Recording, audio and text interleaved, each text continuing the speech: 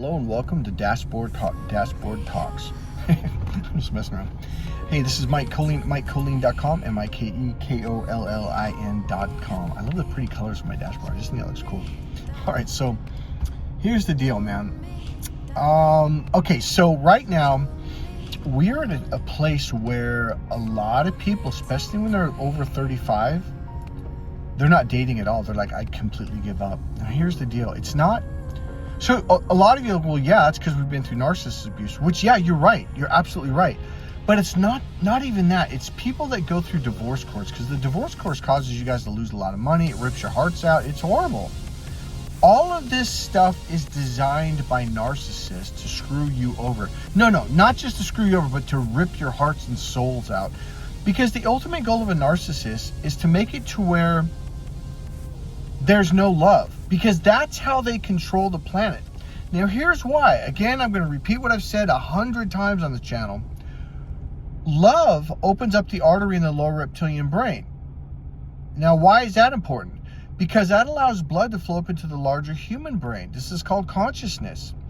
When you open up to your right brain, you can see the tactics and the manipulations and the tricks that these guys are doing. It becomes clear as day, and boom, just like Dorothy and Toto and the Lion and the Tin Man and the Scarecrow, at the very end of the Golden Brick, what was it, the Golden Brick Road, or what do they call it? When they found the Wizard of Oz, Toto pulled the curtain out from behind it, and it turns out this big scary voice in the sky was just a goddamn little tiny fat and old man that was a weak person. And that's what happens when you wake up. Waking up literally means opening up to your right brain. You become conscious of the present moment, and you're like, wait a minute, I was afraid of that? And that's why narcissists are constantly causing wars in the world, train accidents, all kinds of things, because they want to keep you in a constant state of fear. Because fear closes that artery, which means you don't get a lot of blood or fuel to your larger hemisphere, your larger brain, and thus it turns off your consciousness, which means you're not aware and you don't see the games and the tricks and the tactics. All right. So ultimately, what they have done is they have terrorized men and women and have caused relationships to be a place of ultimate pain. So less and less people open up. So now people aren't conscious. They're doing this on every level. It's not just relationships, but here's what I'm trying to say. Relationships now, people are really taking a step back. Like, they're not dating. Like, people will literally just not date for the rest of their lives or get in a relationship because they're afraid. Well, why were they afraid? Because they dated a narcissist, or there was these rules made up by narcissists that screwed everyone over. It's hurt everyone. And, I'm going to make another video down the road to give you specific examples and sayings and like, oh, love is for life. And why? Well, why would a narcissist teach you that? It sounds good. Well, it's all about commitment for life. And I would love to be in a relationship for life. But it's because the narcissists realize if they can convince you of that, you'll never leave a relationship no matter how much they abuse you. So once they go to the extreme maximus and you start seeing through their bullshit, you're like, oh, I'll never date again, which is really sad. And that's their ultimate goal. Is so you never date again, or you stay with them for the rest of your life and you let them beat you down forever.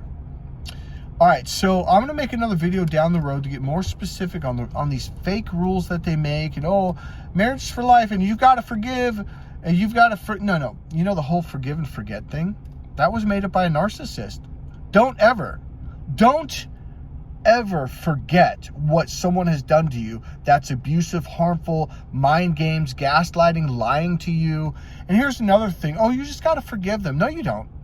You don't have to forgive them. You can forgive what happened and let it go, but don't forgive them for what they did, because they did it on purpose, okay? So I'm not saying walk around with a bitter heart. I'm saying walk around being like, no, there's people that, see, freaking empaths or light workers, whatever you want to call them. It's like, we just want to see the good in people. And that's what narcissists know. And that's how they take advantage of us. Start seeing the good and the bad in people and make your decision from there. That's a smart thing to do. To only see good in people when they're stabbing you, beating you, punching you, lying behind your back, gaslighting you, playing mind games, that's just dumb. You have to see everything. The problem is a lot of people are afraid to wake up because there's a lot of bad in the world, and they don't want to believe that the person that they're in love with is actually not in love with them, and it actually has purposely sucked them into this relationship of pain. The sooner you see it, the sooner you can get out, and the sooner you can find a good person. God bless you guys. Wake up, stay aware, as we say in the military, stay alert, stay alive. Another thing we do is like stay frosty. That means stay awake, stay alert. God bless you guys.